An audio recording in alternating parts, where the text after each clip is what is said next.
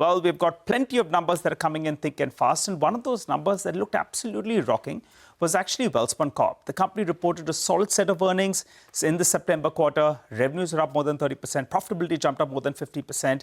And to help us with the past quarter and the way ahead, we're joined by Mr. Vipul Mathur, the MD and CEO at Welspun Corp. Hi, Mr. Mathur. Good morning. Thanks a lot for coming down to the studio. Good morning, Nigel. Well, congratulations on a good showing, with regard to your numbers. But my question is with regard to your guidance. Why are you being so conservative? As per your reported numbers at the half-year mark, you're around 1,200 crores. And for the year, you're guiding for around 2,200 crores. If I go past all the last many years, second half is much better than first half. So realistically, should it be actually 2,500 crores of EBITDA for this year itself? So, Nigel, first half has been good. Yes. Second half looks extremely promising. Got it. It is going to be a strong performance coming up in Q3 and Q4. I think so. The reason we are slightly conservative in terms of guidance, that do I have a worry that we will not exceed it? No, I don't think so. We will definitely be exceeding that. But the reason we have always been slightly conservative because see there are a lot many variables into play. Delivery at the customer side, payments, this, that, there's quite a few things which are out there. So which holds us back slightly in terms of overcommitting. See, we always believe in committing and performing and delivering. So you are comfortable of beating that guidance. You're sure about that, but you don't want to just immediately promise the street because you believe that there could be some unforeseen circumstances. X of that unforeseen circumstances, which none of us know about, going by purely the historic run rate, etc., 2,500 crores should be possible, right? I don't want to put a number to that, but definitely we would definitely be beating the estimate. There's no doubt about that. Okay, all right. Let's focus then on the thought process. Because suddenly Welspun Corp, I remember a few years ago, there was a big debt in books, business wasn't picking up, single trick pony, depended only on the US business. Now what's happened is the US business is firing. And then you have support from Saudi as well as from India. My question is on the capex. What 5,000-6,000 crores of capex, majority of it is in the US as well as in Saudi. Tell us about demand trends. And once this capacity comes on stream, do you believe demand is very, very strong? And if you could put in, a number, are return ratios better in the US and Saudi in comparison to what you have done in the past?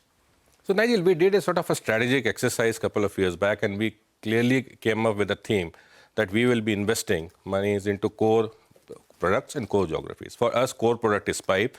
Core geographies are India, Saudi Arabia, and US. Yes. I think so that decision which we took around 3 years back, we are absolutely walking the talk onto that. And accordingly, we have made the investments in Saudi as well as US. And now you see the things turning around. One thing is very clear that the industry is in a different mode altogether at this point of time. At one point in time, everyone was saying energy, fuel, fossil fuel is history. That's not the case anymore. You see any report which is coming out from Exxon, Chevron to Totals of the world, they're all saying, at least for our lifetime, the fossil fuels are going to be there. And Trump is saying drill, baby, drill. And Trump, in any case, is saying he is further accelerating the whole process. So we are at the right place at the right time, and with the right credibility and the right sort of situation. We are one of the largest players in America at this point in time, almost having a 30% market share. So who will invest other than us? So that's the leverage we are taking. And I think so that investments, what we have done, either in Saudi or in US, I think so. And as they will come on to stream, one will come up in FY26, the other will come up largely around FY27. For the next 2 years, when these two businesses will come on stream, you will see a sort of an exponential growth coming in there. And give us a sense on what that exponential growth implies in terms of quantifiable targets? Yeah, and return ratios, how is it better compared to what you have done in the past? At the end of the day, everything will boil down to, let's say, what is the EBITDA margins we are making, right? Okay. What is the sort of a growth we are showing, and what is the ROCE we are delivering? All those are the targets that we are asking you. So we have already been very clear about that we are targeting a ROCE of more than 20%. Right now, if you look at it, we are already around 22%. Yep. Once these two things will start coming up, they are only going to improve from there. Right. Okay. So ROC moves up further from here, right? Absolutely. All right. The new buzzword is data center. And it seems indirectly, suddenly there is some exposure for Welspun Corp. Because one of the large clients, they are going to be setting up capacity, which ultimately will require some of what you produce.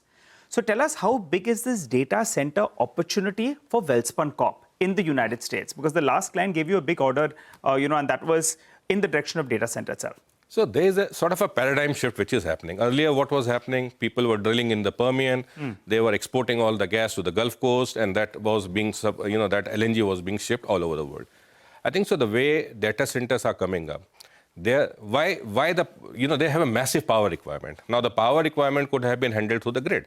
They have the grid connectivity and the grid stability in the US is falling short of expectation at this point in time.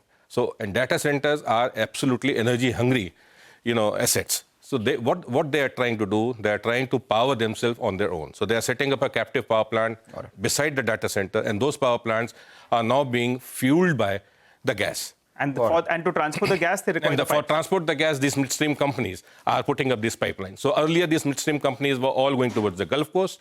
Now these midstream companies are going towards the Gulf Coast as well as to the data center. Okay, what is the total addressable market here?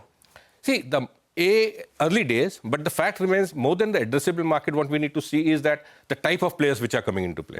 The types of Metas and of all those people, that the high quality asset people are coming into the data centers, and they are setting up massive, they are doing a massive investments.